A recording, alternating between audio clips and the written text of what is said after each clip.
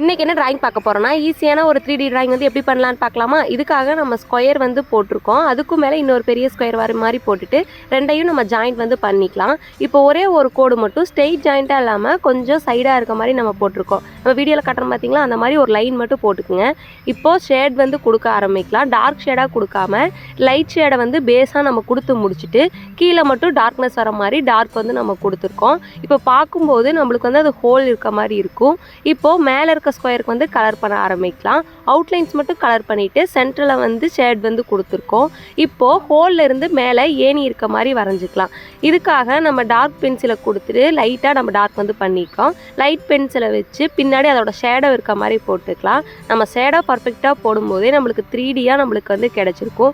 இப்போது சைடு ஏங்கிள்லேருந்து பார்க்கும்போது நம்மளுக்கு பர்ஃபெக்டான 3D டிராயிங் வந்து கிடச்சிருக்கும். இந்த டிராயிங் வந்து உங்களுக்கு பிடிச்சிருக்கான்னு சொல்லுங்கள். பிடிச்சிருந்தா லைக் பண்ணுங்கள், ஷேர் பண்ணுங்கள், கமெண்ட் பண்ணுங்கள். அடுத்த வீடியோஸில்